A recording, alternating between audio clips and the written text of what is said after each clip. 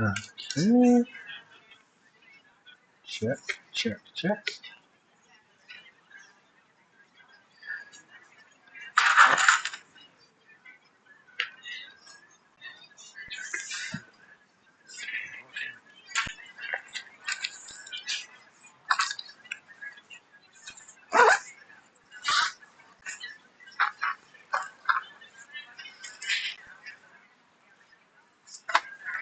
All right, let's get started here.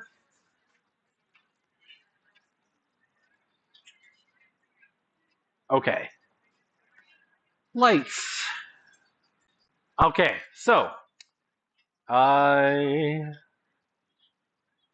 okay, these were questions from last time. I just wanted to go back. I'm sorry, I'm wearing a headphone. You know, it seems kind of rude and weird, but I forgot my little mic that locks onto my lapel in the last class I was in. So in order to still stream it online, I needed a microphone that'll actually pick things up. On my laptop, if I walk over here, it will not pick it up properly. So I just have it on my one wireless headphone. Hopefully the quality works well enough. I have no idea. It looks okay in OBS, but if you're wondering why I have a headphone in, it's just so I can stream the audio. And I'll run back and get my microphone after because I left it in the last class I was in, and it's like $60. I don't want to lose it. But okay, so today, hopefully we can finish off talking about social research and then sort of move on from there to talking about culture. And we should be able to get through one more unit, I think, before the midterm. We'll see how it goes. All right. Before I jump in, I did want to just look at some of these questions. I think I answered the psych reliability. Yeah, okay, I answered that last time the person came and talked to me. Do surveys tend to generate honest answers, especially when they might be embarrassing or personal?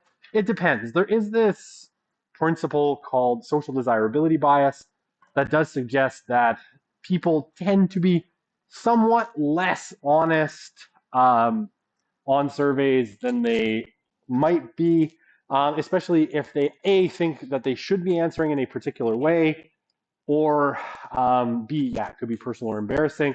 There's not really any way around this. I know in like religion research, we think that people tend to massively overrepresent how much they attend religious services because they think they should, especially in certain generational cohorts. So yeah, I mean, I do think there are some problems with surveys, but you know, they're still one of the best tools we have. Okay, I want to go back to here because I was, you know, on the weekend listening to something and came up with a really interesting, I thought, way of kind of defining these two terms better than what I had. So I thought I would repeat it for you. Okay, so one of the ways that they explained reliability was if you have a bathroom scale and every time you step on the scale, right, it measures your weight at, say, 200 pounds. And every time you step on it, it is the same, right? It measures you at 200 pounds, 200 pounds, 200 pounds, you know, all the time. But your actual weight is 180 pounds, right? It's measuring something reliably.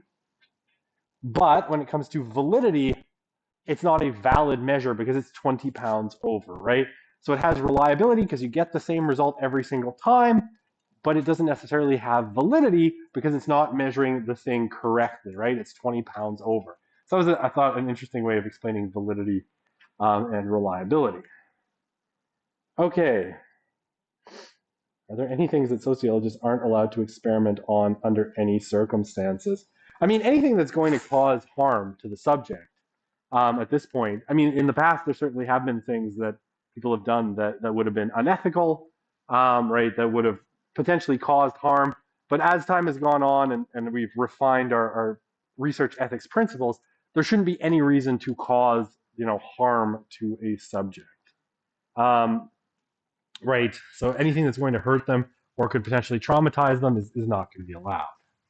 Okay, where were we? Okay, so last time, okay, we ended off, you know, talking about relationship and strength. Right, a relationship exists if the values of one variable change with the other one.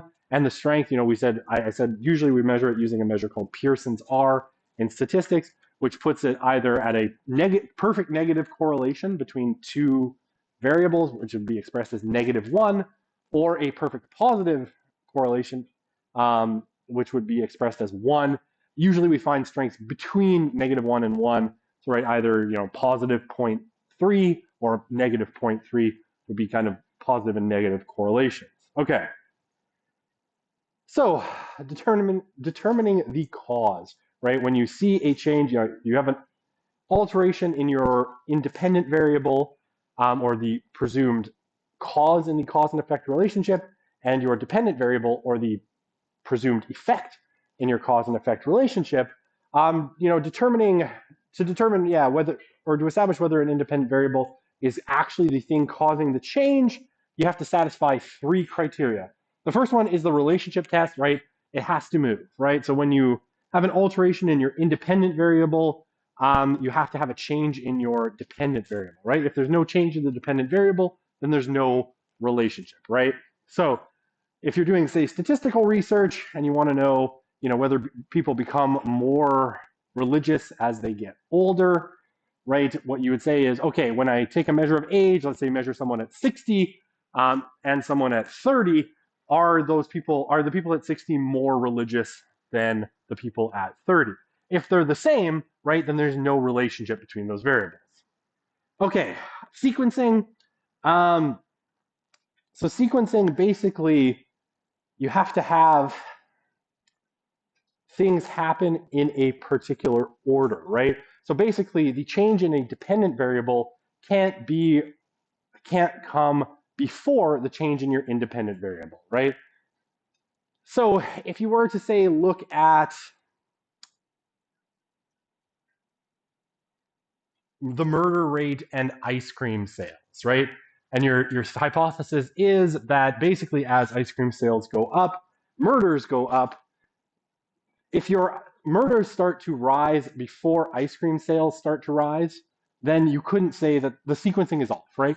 Your murder can't be related to ice cream sales because, the rise in the murder rate started prior to the rise in ice cream sales. So you can't have a cause and effect relationship if the effect happens before the cause, right? So sequencing, that has to be time ordered, right? Change in independent variable has to precede the change in the dependent variable. If it doesn't, then you don't have a relationship. Okay, and it has to be non-spurious, right? So there can't be a third variable that is actually causing the relationship, right?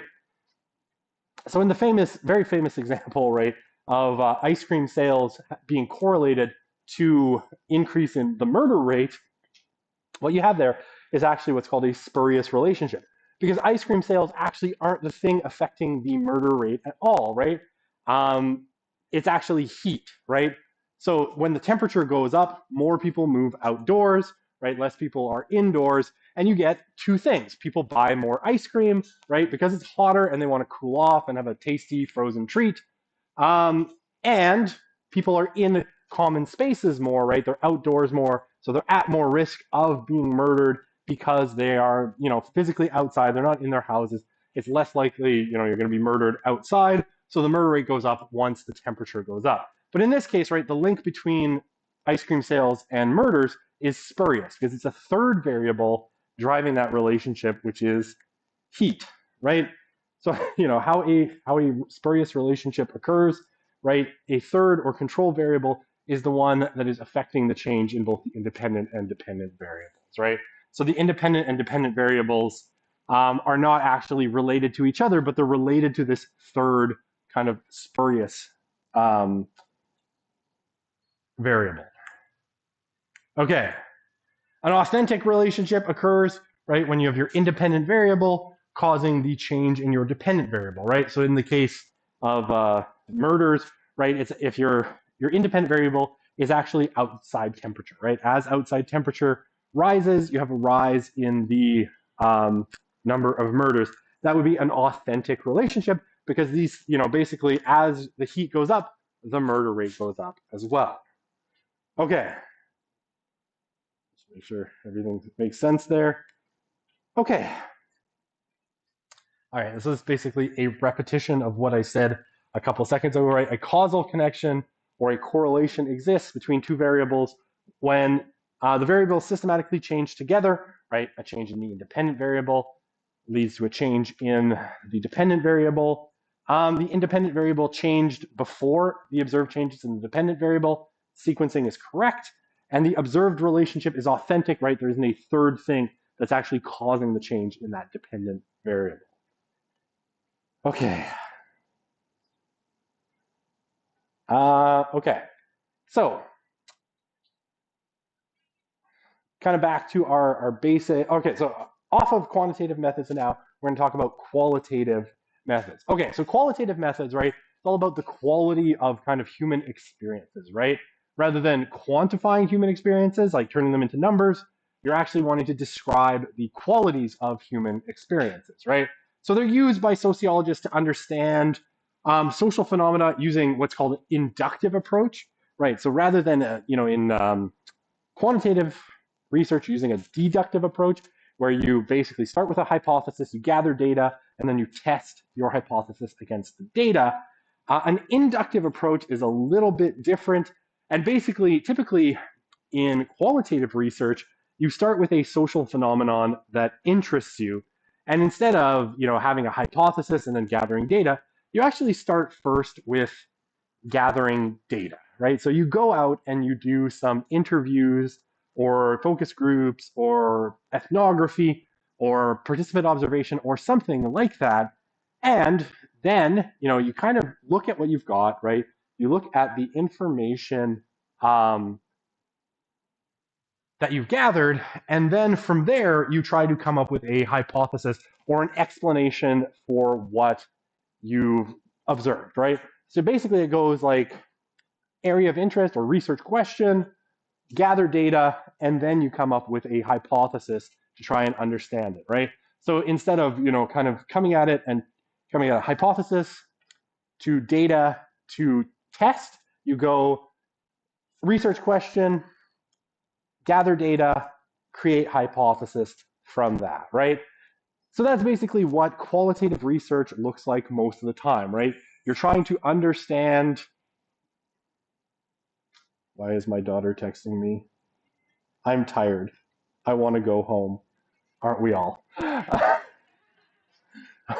June, we were having a conversation the other day where I think somehow she ended up coming to the conclusion that junior high school is worse than Nazi concentration camps. Uh, I will say that of 13-year-olds, they're not always objective about life. She knew it was kind of a ridiculous position, but she trapped herself into it rhetorically. So it was great fun for me. Um, okay, what was I saying? Right. Clearly, junior high is worse than a concentration camp. Or is a type of concentration camp? Anyway, it's neither here nor there. Say she's not enjoying junior high as much as she'd hoped. Okay, so yeah, qualitative research is all about understanding people's social experiences, right? I don't like the term, but the lived experiences that people have. This is all what qualitative research is, right? You want to get access to how people interpret their own lives, right? So generally, the only way you can do this is to talk to people, right? And then write up really detailed accounts of what they told you. Keyboard not working. There we go. Okay, so one of the methods that we use for this is participant observation, right? So researchers basically take part in the group being studied. Um, and basically, while part of the action, they observe what's going on, right? And there can be different kind of ways of doing this. You can do it like as a completely non-participatory observer, right? So you might just stand up on the balcony and kind of watch people, right? You would do kind of people watching, or you can get right in there and actually, live amongst the Hells Angels, right? Don the biker jacket, buy a Harley Davidson, and be like in and amongst the group that you're studying, right? So the goal of participant observation is to understand what it's like to be a member of a specific community, and you're going to get kind of different researchers with different orientations who have different kind of beliefs about what the best way to do that is, whether it's like, total participant or a complete objective kind of outside observer. Yeah, so participant observation studies typically have the following issues. Figuring out what the researcher's role is, right, and avoiding this phenomenon called reactivity. Reactivity is basically the idea that when people know they're being observed, they don't act in the way that they normally do, right? So the second you take out your smartphone and start like taking pictures, you have that one friend who always starts to goof off and make funny faces. That's reactivity, right? They are reacting to the fact that they know you're taking a picture of them. In social research, right, sometimes there's kind of two ways that people can be reactive if they know you're a researcher. Either they can completely try to stymie everything that you are trying to accomplish, right? So they get in your way, or more commonly, they anticipate what they think you want, and they try to give you those results, right? So if you're super interested in like, I don't know. Yeah, let's say the furry subculture for no reason other than it's hilarious. That I keep coming back to this example. That basically they might think that you're really interested in, I don't know, the kinky sex side of furries, right? And so they would like play it up, start hitting on other furries, and basically trying to give you that thing that they think you want to know because they know, you're wearing the researcher name tag at the furry convention, and they're like, oh, this person's researching us. They probably are interested in this. Let's give them what they want, right? And people will act in certain ways, right? If they know they're being observed, that they wouldn't act normally. Okay, so that's reactivity. And so you have to kind of, excuse me, pick and choose how you're going to present yourself to people as a researcher in participant observation to try and avoid as much reactivity as possible. It's not always possible, but it's definitely a consideration. Gaining access, right? A lot of spaces are not open to the public. People who want to do, say, um, corporate research, like research on the companies, right? You want to know what it's like to be a woman in the STEM field or in an engineering firm, right? And so you want to actually sort of go in and observe how women in engineering firms interact with their colleagues. Well, you're not just going to be able to walk into any engineering firm on a random Monday and just be like, hey, I'm here to just watch y'all. You can imagine how well this would go. Security would be called. You would get a restraining order, put against you because you're acting weird, right? So you need to gain access, and it's not always simple, right? Some spaces are super easy to gain access to, right? A public park, a subway station, even like a convention, right? Like our imaginary furry convention. Super easy to get access to these spaces. Why? Because they're relatively open to the public. But other spaces are going to be closed, right? And there are going to be gatekeepers that limit access and don't allow you in. So gaining access can be a real problem. And more than one research project has been stymied because, despite your best efforts, you're unable to gain access to anyone kind of interesting. Um, Identifying key informants. Will have the same, not everybody will have interesting things to tell you, right?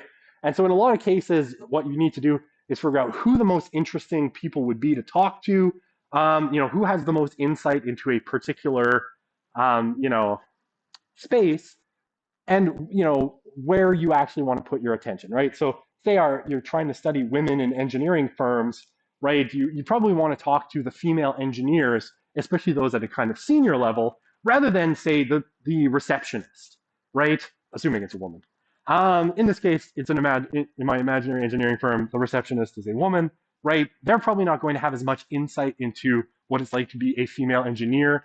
So you need to talk to the people who are going to give you the best information.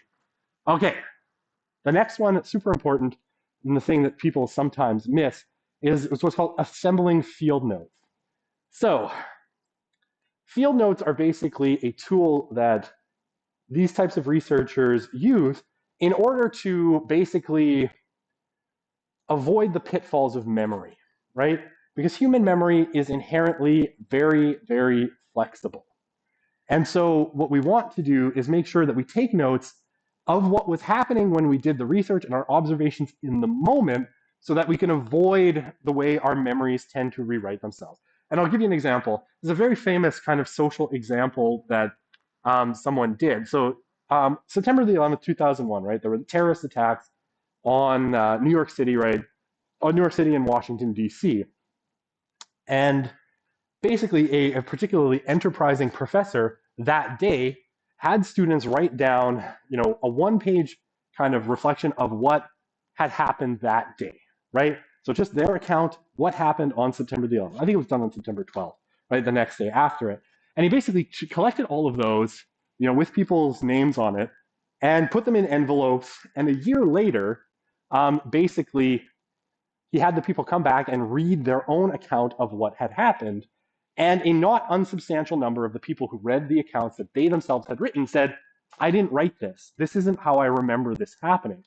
Why? Because human memory is extremely flexible, right? We rewrite our memories all the time to fit whatever narrative we happen to be living in this particular moment, right? So field notes are a way of avoiding this, right? Because you might rewrite your memory, so that this one incident that happened, wherever, at the engineering firm, at the furry convention, who cares, is a much better example than it actually was, right? So that this person, the way they were behaving was, way over the top. They are really, over sexualizing themselves for your research, or, this female engineer was extremely gruff and brittle and mean to all of her male coworkers, right? Maybe you remember it that way because that would be more useful to your research in some ways. But field notes, right? You would have taken notes about, Jane, lead engineer on this project. This is how she was dressed that day. This is what her appearance was. This is how she was acting. This was the tone she used with her coworkers.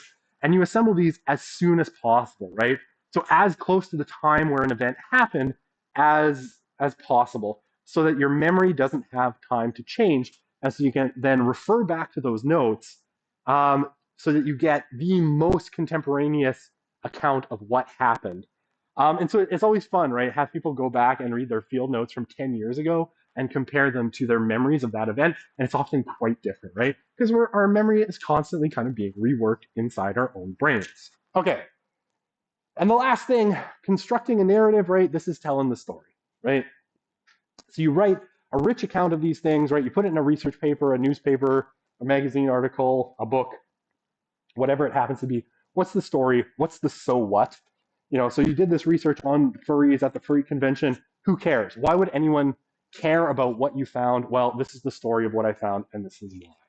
That's the so what of it. Good to know. I will not lie and say I had a great experience in junior high either. It's just something you got to get through. Is qualitative research just based on an honor system? I'm not sure I understand the question.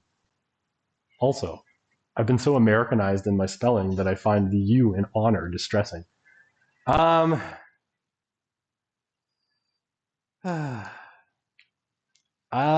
familiar with that particular experiment. I would have to look it up. I'm not sure what you mean by as to the credibility of the researcher's findings. I mean, you have to support it with evidence, right?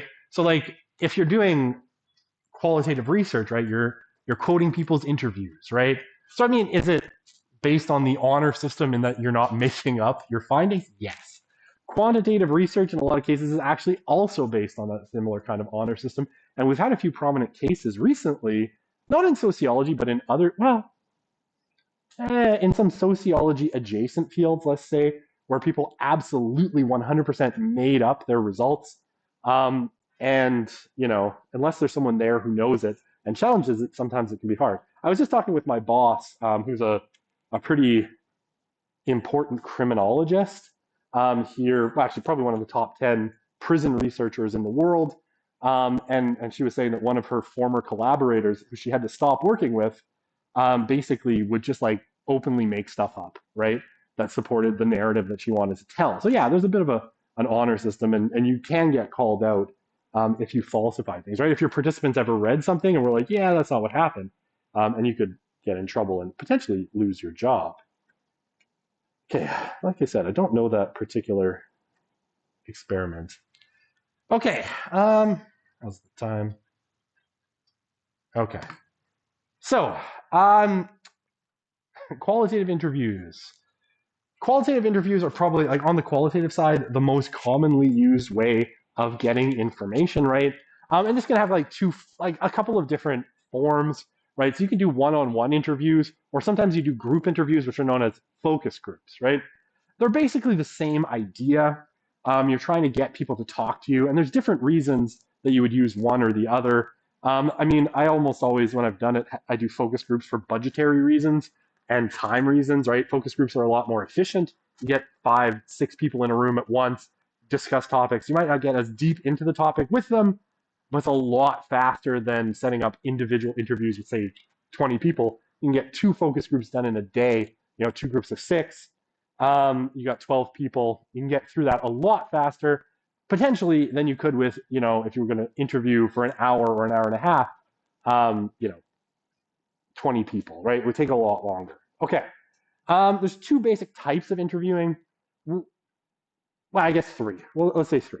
So there are structured interviews, right, where you follow a carefully constructed script and you don't deviate from it very much at all, right?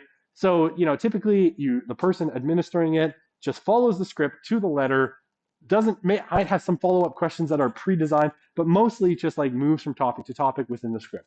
Now, these are fairly rare, right? You sometimes see them in like phone interviewing that's done by companies, where they just do these, bang, bang, bang, knock off the questions, kind of get your answers.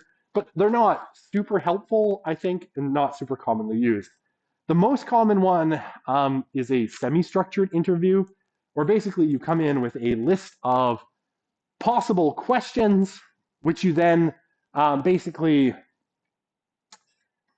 kind of build on organically, right? So you will have your list of questions, and then someone says something interesting, and you just on the fly come up with some follow-up questions. You maybe follow them down a rabbit hole of questions, right? And then you go back to your script, right? It's like, okay, well, I covered all of these things that you were talking about, like, what it's like, what the morning meeting is like for a female engineer in charge of a major project. And, they say something interesting first off, you follow that down, and then once you've kind of exhausted that, you might go back to your script, right?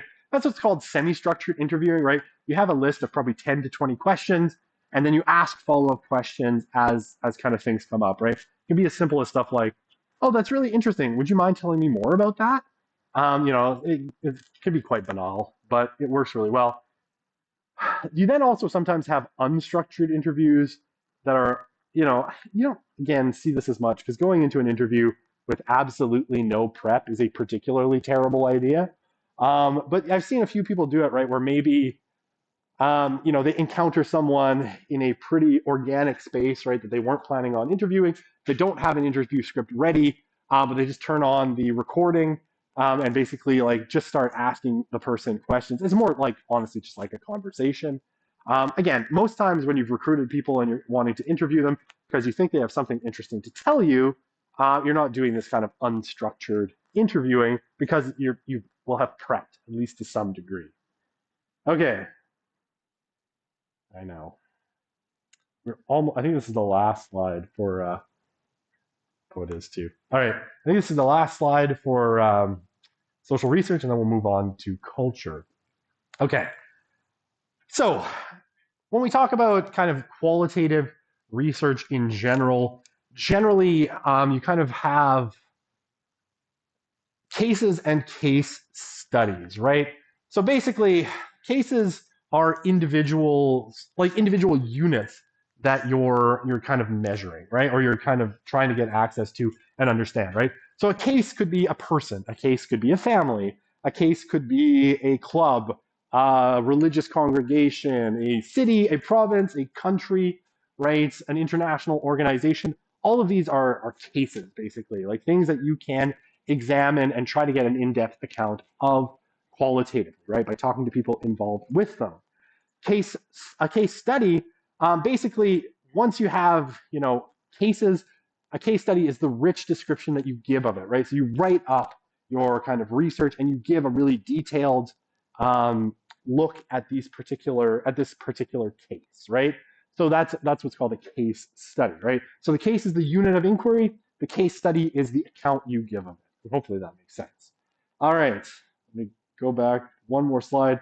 Nobody has questions. All right, let's jump. How much time do I have left here? Too much time to let you go, sadly, for you.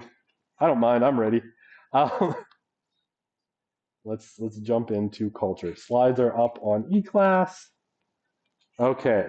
I really don't like. I have to run back and get my microphone. I don't like having something in my ear when I'm talking. It feels really weird.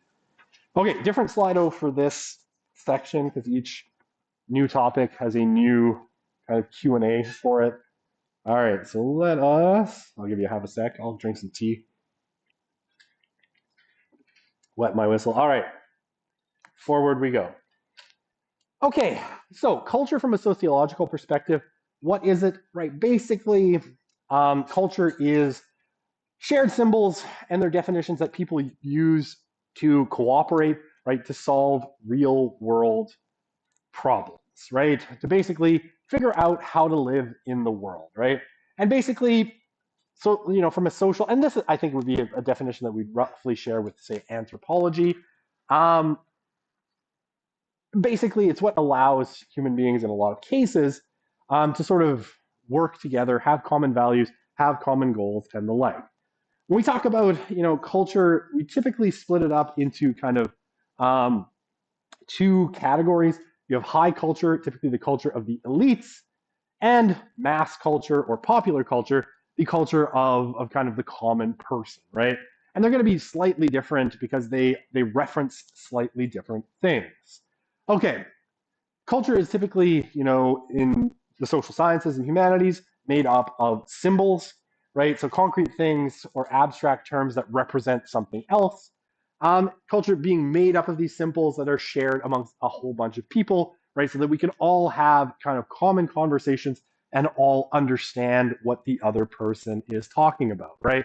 So we all share certain symbols, the Canadian flag, most of the English language, right? We all have kind of in common so that we can communicate and basically kind of work together. All right, so that's really big tent. Okay. So again, kind of coming, I think, a little bit more from anthropology, but anthropology and sociology are good friends. Culture, is basically kind of a survival kit, right? What allowed human beings, in a sense, who are, relatively unimposing creatures to cooperate and survive and build, controlled environments outside of nature that basically make our lives better, right? I just always a reminder for people who idealize nature. Nature is trying to kill you. That's why there are bears. They're there to eat you. That's why we need to control the bears and put them in zoos. So then, we can point at them and think they're cute. Okay, but in the wild, you really don't want to meet a bear. All right, so the three kind of tools of human cultural survival kit: abstraction, right? The ability to create general concepts that organize concrete experience. Okay, why are abstractions important? Well, it helps us to communicate with other human beings about things in the world that they don't have to then experience, but might still affect their survival, right? So if I, am, let's say back in, well, even now, right? I want to communicate to my children or to my group that there are these large brown toothed monsters that live in the forest, and that you should probably avoid these things because inevitably they probably will try to kill you. And I will call this thing a bear, right?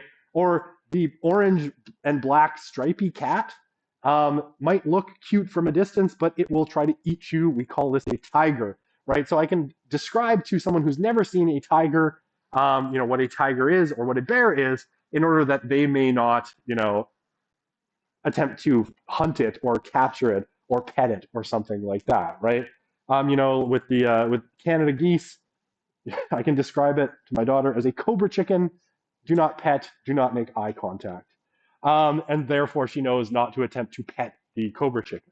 Okay, right, so we can abstract things, we can make concepts, we can make words, we can explain to people things they've never experienced so that you don't have to learn by experience that the tiger wants to eat you, right? All of these things very useful for human survival. Beliefs, somewhat of an abstraction, right? But typically they're statements about what members of a community define as real, right? Whether that is, you know, Canada as a belief, right? And there's a very famous book called Imagined Communities. It says countries aren't real things, right? They're just a set of beliefs that we have. We all share, from Vancouver Island all the way to Newfoundland, we all share the belief that we belong to this thing called Canada, which has these particular borders, which encompasses this number of people, this territory has these values, right? These are all things that we define as real, and they're all things that we kind of share, right? A statement about what members define as real, or if it's religion, right, or social values and norms, right? These are all beliefs. Okay, cooperation. Basically the capacity to create complex social life by creating norms and values, and we'll define each of these in turn. Norms and values are really, really important. I think we get to norms and norms in particular when we talk about crime and deviance. But yeah, norms, basically things that all people agree are sort of right and wrong, or right and wrong actions, and values are more beliefs about what is right and wrong in the abstract. And the last one, production, right? We make stuff, we make tools, we make clothing, we make cultural artifacts that allow us to basically get what we want from nature. Okay. So we can sort of split culture as well into non-material culture and material culture. Material culture is really easy, right? This is things, right? Things that are like in the physical world, like my coffee mug, well, tea mug, I guess, is a material thing, right? It's part of material culture. My clothing is material culture. Everything that we kind of build is, roughly speaking, material culture, right? A 67 Mustang is material culture. Non-material culture is more symbols, norms, and other intangible elements that make up culture. So things like language,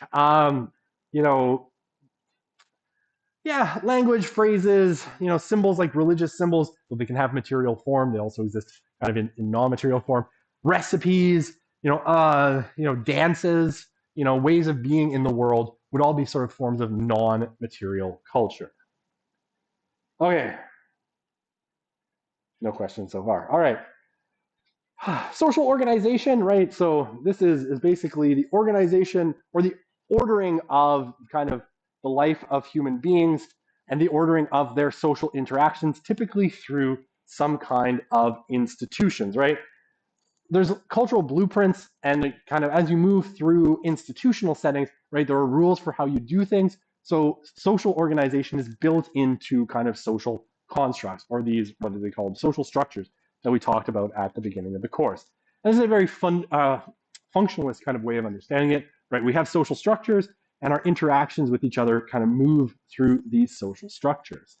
And I mean, basically, we get along with each other because we all follow roughly the same social rules at the end of the day, right? We all know in any given social situation mostly what the rules are and how we should interact with others. Okay. So this, I think, this is from the textbook. Yeah, okay. It's from the textbook, adapted from Burstead, 1963, The Social Order. Right, so so this is kind of how it looks for you. You have the human's capacities for abstraction, cooperation, and production. In medicine, how does this work, right? Abstraction and beliefs, right? Theories are developed about how a certain drug might cure disease. In terms of norms and values, experiments are conducted to test the drug to see if it works as expected, right, according to certain rules. And material culture, then you develop treatments and how you apply this in kind of in the medical field. Okay. Oh, I was wrong. This is in this unit. Okay. This is where I think it kind of gets interesting. So we have basically 4 types of norms that we typically find in society, right? So the first one is folkways. So folkways, basically, they're in a sense the least important, and they evoke the least severe punishment. And you can think of folk in public. I know it's a stupid example, but whatever. You know, people will, you know, your mom might scold you, right? She might say, like, you know, we say excuse me when that happens, right? So what you've experienced there is a sort of folkway, right? So we recognize that these are kind of minor, you know, faux pas in kind of social life, and you got a relatively mild scolding, right? Your mom told you, you're being rude, stop doing that, right? Like, you know better, you know how to behave in public, right? Or when my kids, pushing the boundaries, try their hand at swearing, right? Especially for some reason they always do this to their mom, see how she'll react. I don't know why. Um, but they'll try swearing and they get a verbal reprimand, like, that's not how we act in this family or whatever, right? Like, we don't use that kind of language. These sorts of things, these are folkways, right? What is considered right behavior in any kind of circumstance versus what's rude, right? And even in kind of public spaces where you don't know anyone, right? If you start acting very bizarrely, you're going to get kind of scowled at, right? People might yell at you. These are all kind of folkways, right? Not a very serious punishment. It's more of a social punishment typically, but you're still being sort of punished in some way. All right, mores, that's how you pronounce it, mores. Basically, these are the core norms that most people believe are essential for the survival of their group or society, right? This is how you're expected to behave. And often what will happen is that if you transgress a more, there's more likely to be an institutional punishment. Okay, so an example, right, would be cheating, right? So I think broadly people consider cheating wrong, right? Because we have this notion of the meritocracy, right? Let's say in the university, we have this notion of the meritocracy, right? The best students who work hardest, who apply themselves, who are the brightest, should get the A plus. And the student who sleeps in, you know, only watches the lecture videos or tries to cram the lecture videos 1 week before the midterm, right? That person should get a C or some lower mark than an A plus. But, oftentimes some people will try to cheat, right? And that screws with our notion of the meritocracy, right? Because if people are allowed to cheat, then obviously the meritocracy stops working because we don't know who the best students are anymore. And so we consider cheating to be wrong, right? Now, or plagiarism or chat GPT or whatever you want, right? So what happens if you are caught cheating, right? So if, during the course of the midterm for this class, me or one of the proctors comes around and sees that you're, looking in your notes and you're using Control F to try and figure out what the answer to a particular question is, right? We will be tagged for cheating and you'll receive an F on the exam, and maybe you'll have to go see the dean of arts and have a conversation. You might get expelled, who knows, right? But you can see, right, it's more considered a core kind of rule, and there's an institutional kind of process for adjudicating it, right? For figuring out what to do. So that is a more, right? Serious puts some kind of aspect of the social world in question. The same thing with stealing, right? If everybody starts stealing, capitalism sort of falls apart. We don't know what belongs to whom or what property rights even means. So we have rules against stealing. Okay. Taboos. Taboos generally are, right, here on my little chart, right versus forbidden. They're the strongest norms, and typically they cause revulsion when they are violated.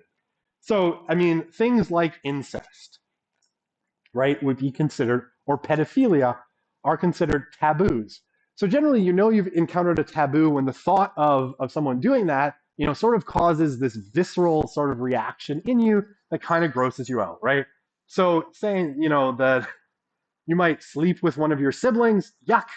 It's the yuck factor that means you've crossed into that taboo. Now, taboos are typically treated very, very seriously, right? They are incredibly important social norms, and people who violate them are generally treated like complete garbage because they've crossed a very important social boundary. I can do law in 30 seconds. We'll do law. So any norm that has a kind of codified and enforced rule against it enforced by the state, right? So whether it's cheating, whether it's stealing or pedophilia, right? All of those could technically fall under laws. All right, we'll review this really quickly next time, and we'll keep going from there. All right, we'll see you on Wednesday. All right. I like having this thing in my ear. Ugh.